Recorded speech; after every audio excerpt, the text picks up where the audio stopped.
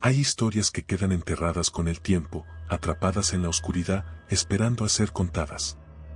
Esta es una de ellas. ¿Alguna vez has sentido que algo te observa en la penumbra? ¿Que una presencia invisible respira cerca de ti, aunque no haya nadie más en la habitación? Imagina estar atrapado a 700 metros bajo tierra, rodeado de sombras, sin saber si alguna vez volverás a ver la luz del día. Imagina que en la profundidad del abismo, donde solo el silencio debería reinar, un susurro comienza a invadir tu mente. Un rezo antiguo, una promesa olvidada, un pacto que sigue vigente. En 2010, el mundo presenció el milagroso rescate de 33 mineros en la mina San José, en Chile. Pero lo que nadie supo es lo que realmente ocurrió ahí abajo. No todos los que salieron volvieron siendo los mismos. Algunos fueron marcados. Algunos nunca escaparon de verdad. Si te atreves a escuchar esta historia, prepárate. Una vez que sepas la verdad, ya no podrás ignorar los susurros en la oscuridad. Y recuerda, si alguna vez ves una figura de luz flotando en la penumbra, no te detengas a mirarla. No reces. Solo corre. Suscríbete y activa las notificaciones. Porque hay relatos que no deberían ser contados, pero que alguien debe escuchar.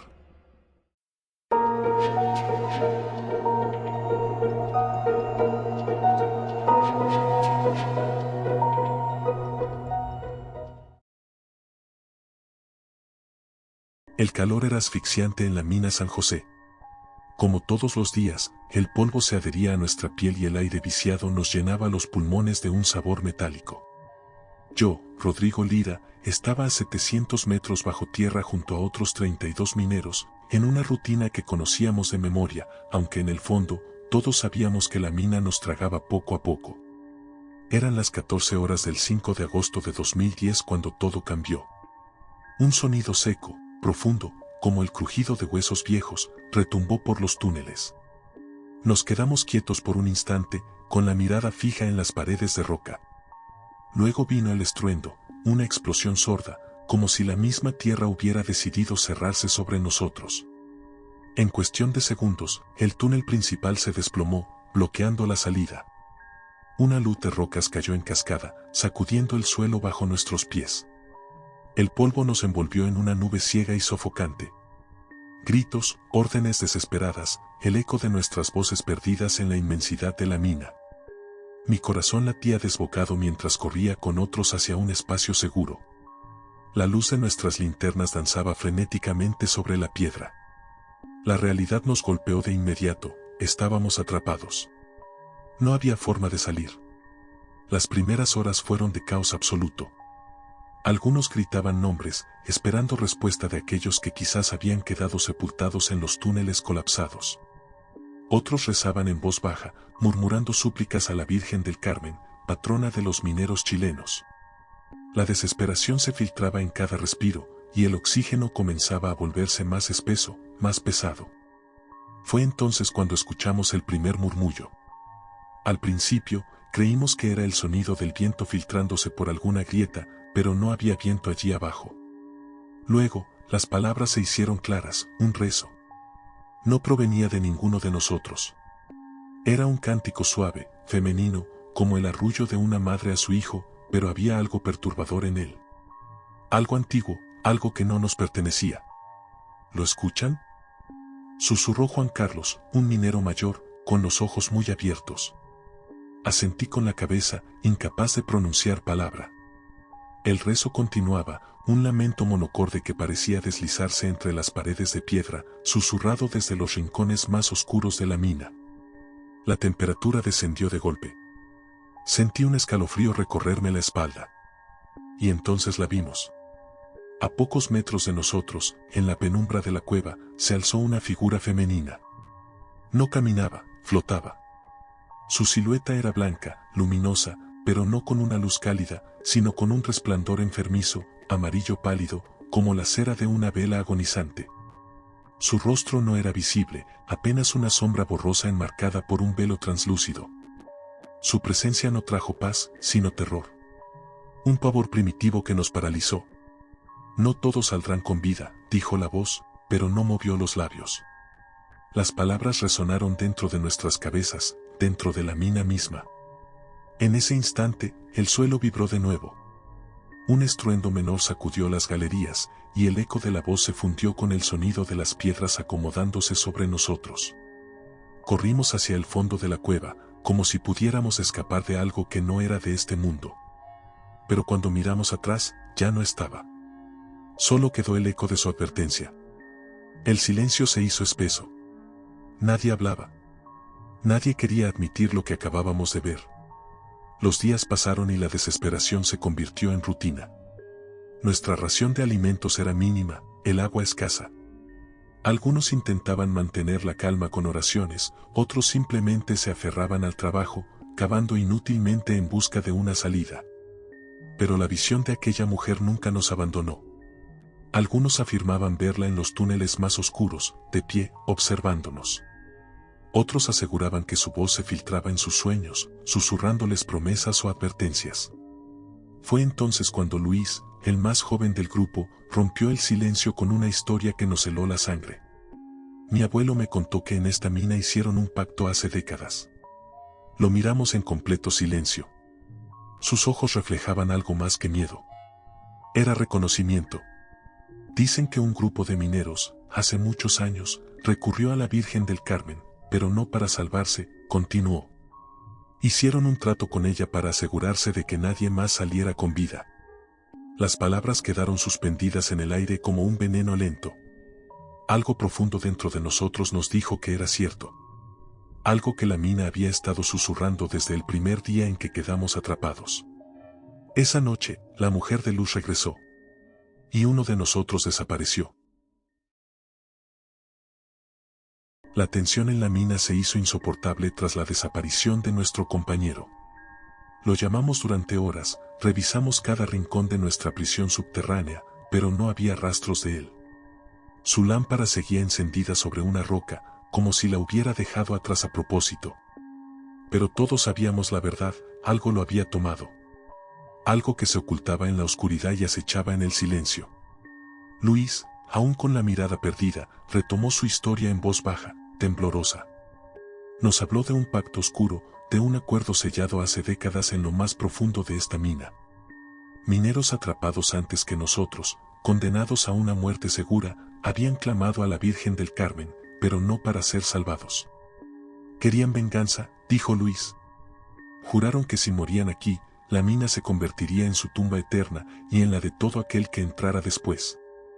Las palabras quedaron suspendidas en el aire. Nadie se atrevió a contradecirlo. Algo profundo dentro de nosotros nos decía que era cierto. Algo que la mina había estado susurrando desde el primer día que quedamos atrapados. La presencia de la mujer de luz comenzó a volverse más frecuente. Aparecía en los rincones más oscuros de la mina, observándonos sin ojos, flotando en el silencio. Ya no era solo una aparición esporádica. Nos acechaba. Su silueta blanquecina parecía desvanecerse en la roca misma, como si fuera parte de ella.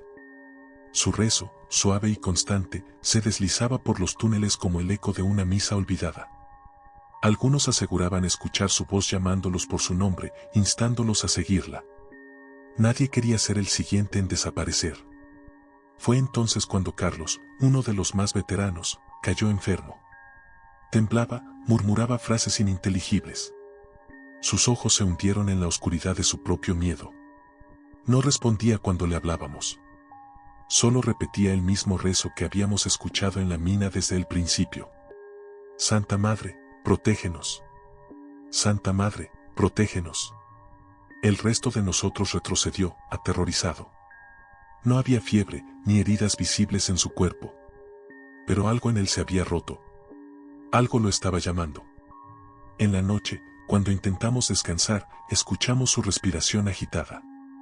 Luego, el sonido de sus pasos alejándose. Cuando encendimos las lámparas, Carlos había desaparecido. No gritamos. No nos movimos. Solo nos miramos entre nosotros, conscientes de lo que había pasado. Nadie preguntó a dónde había ido. Nadie lo buscó. La mujer de luz se llevó a otro. El pánico se convirtió en desesperación. Algunos querían correr, aunque no hubiera salida. Otros se aferraban a la oración, rezando a la misma Virgen del Carmen que nos había condenado. Pero todos sabíamos que el pacto seguía vigente, que la mina nos estaba cobrando su tributo. Y que la mujer de luz regresaría.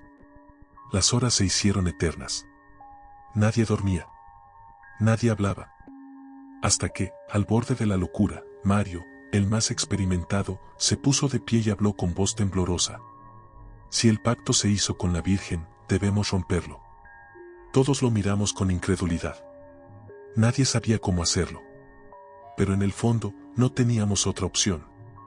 La mina nos estaba devorando, y pronto ninguno quedaría para contarlo. Esa noche, preparamos un altar improvisado. Apilamos nuestras lámparas, pusimos la poca comida que nos quedaba como ofrenda. Y rezamos. No por salvación, sino para pedir perdón. Para suplicar que la mina nos dejara salir con vida. Pero en la penumbra, sentimos una presencia. Fría, inhumana. La mujer de luz estaba con nosotros. ¿Y sonreía? La mina se había convertido en un infierno de sombras y susurros. Ninguno de nosotros dormía. Las lámparas apenas disipaban la penumbra, y el aire se volvía más denso, más pesado con cada respiración. 2 de los nuestros habían desaparecido sin dejar rastro. Sabíamos que no eran accidentes. Algo estaba reclamando sus vidas. Aquel día, Mario intentó organizar una exploración. Necesitábamos encontrar otra salida, un túnel menos bloqueado, algún resquicio en la roca que nos llevara a la superficie. Nos dividimos en pequeños grupos, pero el miedo era un peso insoportable sobre nuestros hombros. Caminábamos en silencio, el eco de nuestros pasos resonando como advertencias en la oscuridad. Fue entonces cuando, en una de las galerías más profundas, encontramos las marcas en la roca. Eran símbolos tallados con rudeza, antiguos, cubiertos de polvo y hollín. Alguien había estado aquí mucho antes que nosotros. Al iluminarlas con las linternas, nos dimos cuenta de que no eran simples marcas. Eran figuras humanas arrodilladas, con los brazos alzados, rodeadas por un halo de fuego. Frente a ellas, una mujer con velo, de pie sobre un suelo de cráneos. «Es ella», susurró Luis, su voz apenas un murmullo tembloroso. El pánico se apoderó de nosotros. Retrocedimos, pero algo cambió en el ambiente. El aire vibró con un lamento sordo, un rezo distorsionado que provenía de las paredes. La mina nos estaba hablando. O quizás nos estaba juzgando. Fue en ese momento cuando escuchamos los gritos. Eran de Eduardo, uno de los mineros que habían quedado rezagados. Corrimos en su dirección, la luz de nuestras lámparas temblando mientras avanzábamos. Cuando lo encontramos, estaba de rodillas, con las manos en el rostro, balbuceando palabras sin sentido. «¿Nos está llamando?», sollozó. «Nos está eligiendo». Lo rodeamos, tratando de tranquilizarlo, pero sus ojos estaban vacíos, vidriosos. Cuando lo ayudamos a ponerse de pie, vimos lo peor, su piel tenía marcas, como si algo lo hubiera sujetado con manos invisibles. En su brazo derecho, una serie de cortes formaban un símbolo, el mismo que habíamos visto en la pared. La mujer de luz nos estaba marcando. Aquella noche fue la peor. Nadie habló. Nos limitamos a mirar a Eduardo, esperando. Se mantuvo en silencio por horas, inmóvil, hasta que en algún momento de la madrugada, comenzó a rezar. No era un rezo normal. Era la misma letanía que habíamos escuchado antes, el mismo susurro que se filtraba por las grietas de la mina. Intentamos despertarlo, sacudirlo, pero estaba en trance. Y entonces, sin previo aviso, su cuerpo se arqueó en un espasmo violento. Sus ojos se pusieron en blanco y dejó escapar un susurro final. «Ella viene». Y la mina se estremeció. El suelo tembló con una fuerza inhumana. Rocas cayeron desde el techo, el polvo llenó el aire. Corremos hacia el refugio, pero en medio del caos, un nuevo grito nos detuvo. Esta vez fue Mario. Nos giramos y lo vimos de pie, con el rostro pálido y desencajado, señalando hacia el fondo del túnel. Ella estaba allí. No flotaba esta vez. Caminaba lentamente hacia nosotros, con la misma luz mortecina que la rodeaba, con su velo ondeando como si estuviera sumergida en agua. A cada paso que daba, el suelo vibraba, y nuestros cuerpos se sentían más pesados. Un frío gélido se apoderó de nosotros. «¡No mires!», gritó alguien, pero era demasiado tarde. Luis, el más joven del grupo, fijó la vista en ella por más de un segundo. Un segundo fue suficiente. Sus ojos se revirtieron en sus órbitas y cayó de rodillas. La mujer avanzó un paso más y él se desplomó, sin vida. Los demás huimos, arrastrándonos entre las rocas. Sabíamos que no podíamos correr de verdad. Sabíamos que ella siempre encontraba la forma de alcanzarnos. Pero lo intentamos de todos modos. Cuando por fin llegamos al refugio, conté a los hombres que quedaban conmigo. Solo éramos 8. Ella ya había elegido. El aire en la mina se volvió más pesado, como si estuviéramos respirando miedo en estado puro. La mujer de luz había elegido, y su presencia se sentía en cada sombra, en cada grieta de la roca. Ya no éramos 8 hombres atrapados, sino 8 condenados. Nadie hablaba. Nos manteníamos en grupos pequeños, con la espalda contra las paredes, observando cada rincón oscuro con el pavor de quien sabe que no está solo. No sabíamos qué hacer. Los túneles eran una trampa y la mina, nuestro verdugo. Solo teníamos una certeza: el tiempo se nos agotaba. El día 17, cuando la esperanza casi se había extinguido, escuchamos un ruido diferente. Golpes. No eran derrumbes ni las pisadas de la mujer de luz. Era algo metálico, preciso. Nos miramos entre nosotros, incrédulos. «Es una sonda», susurró Mario con los ojos vidriosos. «Nos están buscando». La idea de un rescate nos golpeó con una mezcla de alivio y terror. Sí, alguien intentaba alcanzarnos, pero ¿nos dejaría la mina salir? ¿Nos permitiría ella escapar? Nos habíamos convertido en parte de este lugar, y algo nos decía que la mujer de luz no iba a dejar que nos fuéramos tan fácilmente. A medida que la sonda perforaba la roca, la mina pareció cobrar vida. La estructura crujía como un gigante molesto, y la temperatura descendió abruptamente. En la penumbra, vimos a Eduardo temblar.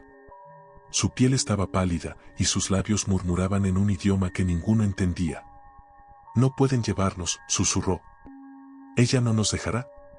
Y entonces, la vimos otra vez. Su silueta se formó en la penumbra, como un reflejo en el agua. Sus ojos eran un abismo de vacío, su velo flotaba como si estuviera en un mundo sin gravedad. Avanzó sin prisa, con la certeza de que no podíamos escapar de su voluntad. Su voz resonó en nuestras mentes como un eco atrapado en la roca. «El pacto debe cumplirse». Mario, en un acto de desesperación, tomó una de las herramientas y golpeó la pared con todas sus fuerzas, como si pudiera espantar a la entidad con el simple sonido del metal contra la piedra. La mina rugió en respuesta, como si algo ancestral se estuviera despertando con ira. El suelo vibró bajo nuestros pies y el polvo cayó en densas nubes. La sonda había llegado hasta nosotros. Voces. Voces humanas, reales, venían desde la estrecha perforación. Nos llamaban por nuestros nombres, asegurándonos que la ayuda estaba en camino. Por un momento, el pánico se transformó en esperanza. Pero entonces, Eduardo gritó: «¡Ella está aquí! ¡No nos dejará ir!». Cuando volteamos, vimos sus manos crispadas, sus uñas clavándose en su propio pecho. Se dobló en un espasmo, su boca abierta en un grito silencioso, y luego cayó al suelo. No se movió más. La sonda se retiró por un instante. Arriba, los rescatistas debían haber sentido el temblor, la inestabilidad de la estructura. La mina nos estaba cerrando el paso. La mujer de luz estaba tomando lo que era suyo. «No vamos a morir aquí», gruñó Mario, con lágrimas de furia en los ojos. «No después de todo esto». Nos reunimos alrededor del pequeño agujero que la sonda había perforado y comenzamos a gritar con todas nuestras fuerzas, llamando a los que estaban arriba, rogando porque aceleraran el rescate. La mina crujía y rugía a nuestro alrededor, como un animal herido. Pero seguimos gritando, incluso cuando sentimos el frío de la mujer de luz rozando nuestras espaldas. Pasaron horas, tal vez días.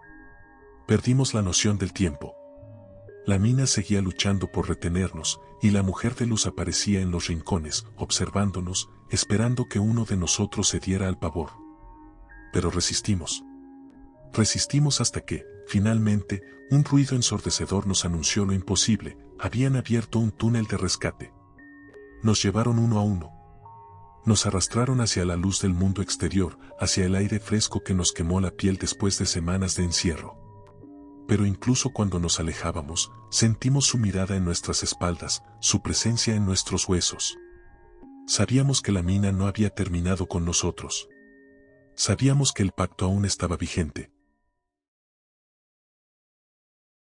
Salimos de la mina como espectros renacidos, deslumbrados por la luz del sol, sintiendo el aire fresco en nuestros rostros por primera vez en semanas. La multitud nos recibió con aplausos y lágrimas. Fuimos tratados como héroes, pero en nuestro interior sabíamos la verdad: no habíamos vencido a la mina. Solo habíamos escapado, por ahora. Los médicos y psicólogos nos atendieron durante días. Nos sometieron a exámenes, análisis, entrevistas. Querían saber qué habíamos experimentado ahí abajo. Nos preguntaban por nuestros miedos, por las pesadillas, por cualquier trauma que pudiera haber quedado tras semanas de encierro. Pero ninguno de nosotros habló de la mujer de luz. Ninguno mencionó los rezos en la oscuridad ni los compañeros que se desvanecieron sin dejar rastro. Era un secreto que nos unía y que jamás confesaríamos. Sin embargo, el horror no terminó con nuestra salida. La mina nos había marcado. Lo supimos cuando Mario, quien había desafiado a la mujer con golpes contra la roca, fue el primero en notar los cambios. No puedo dormir, me dijo una noche, semanas después del rescate. Cada vez que cierro los ojos, ella está allí, mirándome. Intenté tranquilizarlo, decirle que solo eran recuerdos traumáticos, pero en el fondo, yo también la veía. A veces en sueños, a veces en los reflejos de los espejos o en la penumbra de una habitación vacía.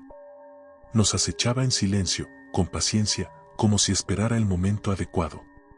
No necesitábamos hablarnos para saber que los demás experimentaban lo mismo. Luego comenzaron las muertes. Primero fue Eduardo, el que había intentado advertirnos antes del rescate. Lo encontraron en su casa, con los ojos abiertos y su cuerpo sin signos de violencia. Pero sus uñas estaban ensangrentadas, como si hubiera intentado arrancarse algo de la piel. En las paredes de su cuarto, los peritos encontraron arañazos profundos, como si hubiera tratado de escribir algo antes de morir. Después, Luis desapareció sin dejar rastro. Su familia aseguró que salió a caminar y nunca regresó. La policía no encontró huellas ni señales de lucha. Simplemente, se desvaneció. Como si la tierra lo hubiera reclamado. Uno a uno, los sobrevivientes comenzaron a caer. Mario fue el siguiente.